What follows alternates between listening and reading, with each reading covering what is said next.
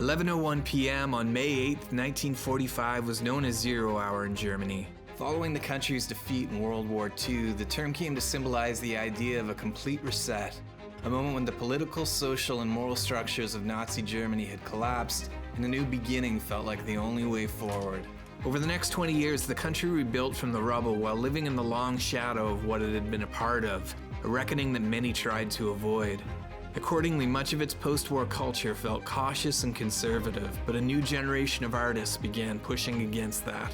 Most had been children during the war, raised in the shadow of atrocity by parents carrying a mix of guilt and unresolved trauma. The generational divide was enormous. And in 1961, the country was physically divided as well, with the Berlin Wall rising a stark symbol of Germany's fractured identity. And dividing a people who wish to be joined together. By the early 60s, though, the new German cinema movement emerged, led by young directors like Werner Herzog, Wim Wenders, and Rainer Werner Fassbender, filmmakers determined to redefine what German art could be. A few years later, a similar shift came from the music world, offering radical new sounds that were in stark contrast to the blandness of the Schlager music that dominated West German radio. The musicians at the center of this movement rejected anything that felt old or inherited. They embraced new instruments, rhythms, electronics, and structures as they tried to set out to invent a kind of rock music that broke free of American blues traditions. Bands like Amon Duel 2, Can, and Tangerine Dream became pioneers in this bold experimental movement, one shaped as much by creative ambition as by the complicated emotional landscape of being German in the post-war decades. And the British press gave it a name, Krautrock. It was essentially a marketing term, rooted in wartime slang for Germans. But the Krauts haven't done anything to him yet. It was a label that most of the artists wanted nothing to do with. It lumped together musicians who often sounded nothing alike and in many cases never even met. Suddenly the ethereal soundscapes of Tangerine Dream were packaged alongside Can's complex rhythmic experiments under one catch-all word. Terrible name. It's like if French would say Bosch rock. It's a kind of insult. Because of sauerkraut. One of the few things these acts did have in common, though, was a man named Conny Plank. A talented producer, he quickly became an unlikely architect of this new sonic identity, working with artists that included Cluster, Ashra Temple, and Guru Guru. In 1973, though, he was working with Kraftwerk, and things were not going well. Kraftwerk's co-founder Ralph Hitter had left the band to go back to school, so the group was made up of Florian Schneider as well as Klaus Dinger and Michael Rother. The trio toured together, creating an exciting new sound that highlighted the unique chemistry between Rother and Dinger, while bearing no resemblance to the iconic direction that Kraftwerk would soon veer into. When the band entered the studio with Plank to capture what they had developed during their live dates, though, nothing was translating.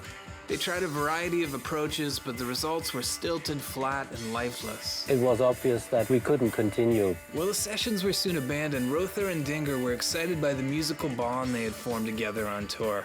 They decided to leave Kraftwerk and work on a project of their own. We finished with Kraftwerk. What do? We do something new. Appropriately, Dinger named the duo Neu. It's probably important to note that Rother and Dinger essentially never got along. It's not like they started out strong and drifted apart. Rother is mild-mannered and introspective, and Dinger was mercurial, abrasive, and seemingly always dressed in white overalls. So despite their immediate creative chemistry, it doesn't seem like this phase was much of a honeymoon for them. They quickly took action, though, and returned to the studio with Conny Plank for 4 days to record their debut album, but they almost immediately hit the same wall Kraftwerk had. According to Dinger, after 2 days, the band hadn't recorded anything they could use. It wasn't until he started experimenting with his Japanese banjo on the song Negative Land that things began to take shape. Over the following 2 days, the band tracked the rest of their visionary self-titled debut album. Each track explores fascinating terrain, but it's the album's opener that was the most important for their path forward. I can't imagine what Hallo Gallo must have sounded like in 1972. It still seems like music from the future. The song features Rother's fascinating looping, undulating guitar soundscapes, and Dinger's first recording of the motorik beat. These two elements would be the foundation of Neu. The motorik beat, or as Dinger would later call it, the Apache beat, is straight 4/4 with almost no variations. Well, the beat wasn't Dinger's creation, and you can check out Can's Mother Sky for an earlier iteration. It became one of the fundamental pillars of what's known as the Krautrock sound, and Dinger was its most prominent purveyor. I just wanted to mention how much it helps when you like and subscribe. The album sold 30,000 copies but gained a much larger renown thanks to John Peel. It also earned them prominent fans such as David Bowie and Brian Eno, who would travel to Germany shortly after to record Bowie's Krautrock-inspired Berlin trilogy. Perhaps it's time to use the oblique strategy cards again. They were excited to push this new sound further on their next record. So excited, in fact, that they spent half of the album's budget on new equipment. By the time they returned to the studio to work with Conny Plank again, they only had enough money left to record the first half of their record. So Rother and Dinger decided to take previously recorded songs Super and Neuschnee and add versions of them sped up and slowed down to the album as unique tracks. Each version noted their new RPMs in the title. The proto-sledge sounding Super 16 actually went on to become one of Neu's best known songs. Because Tarantino used it in Kill Bill 1.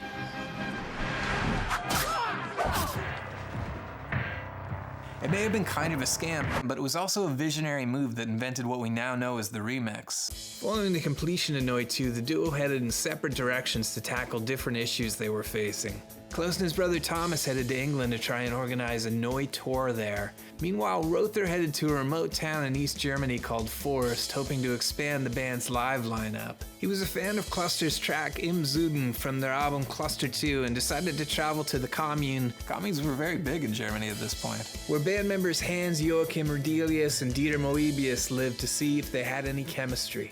The three musicians began playing together and it went well. It went so well, in fact, that Rother decided he would rather make music with Rodelius and Moebius than Dinger. He essentially put Neu on hold so he could focus on Harmonia. When Dinger finally arrived at the Commune, he panicked after hearing about this development, so he proposed putting together a supergroup that included Neu, Cluster, his brother Thomas, and Conny Plank's studio assistant Hans Lemke. It did not go well. Speaking of how this all went down, Rodelius described Dinger as an extremely difficult person, and Rother described his behavior in Forest as high-handed and arrogant. So, defeated and on his own, Dinger left, and Neu took the back seat as Rother put his focus on Harmonia, working on their excellent Musik von Harmonia. And during this time away from Neu, Dinger was really struggling. He had declared bankruptcy due to 2 failed music-related ventures and broke up with his longtime partner Anita. Before long, though, the duo was forced back together. They were legally bound to deliver one more record to their label. If the fact the album was only being made out of contractual obligation wasn't troubling enough, Dinger had also decided to step out from behind the drums and actually sing 2 songs. This is a move that typically doesn't end very well. Combine that with the fact that Dinger and Rother still really didn't care for each other and only spoke when absolutely necessary. While it may seem like the resulting work from these sessions should have been terrible, somehow Neu made a masterpiece. Neu 75 is made up of 6 songs. The 3 on side A were composed by Rother. Each explore a unique soundscape with the beautiful Lep Vol sounding like completely new terrain. The songs on Dinger's side are entirely different. The first track is his formal debut as a singer in the band, and it's tough to imagine him making much more of an impact. Titled simply Hero, the song snarls and stomps, and it feels uncannily familiar to a brand of punk that would be made popular by the Sex Pistols a year later. The final song, After 8, continues in the same register, raging against Dinger's inner turmoil with the phrase, "Help me make it through the night," repeated again and again. Despite this creative success, Rother and Dinger had decided that this would be their final work together, so the album was released and Neu was no more. In principle, we already disbanded. David Bowie would later tell Rother that Hero and After 8 were among his favorite songs. It was an admiration that would echo through his 1977 album Heroes, which he actually hoped Rother would contribute to. Rother returned to Harmonia, and Dinger fronted the successful La Dusseldorf. Neu actually attempted to reunite in the mid-80s, but old tensions remained and the music never fully came together.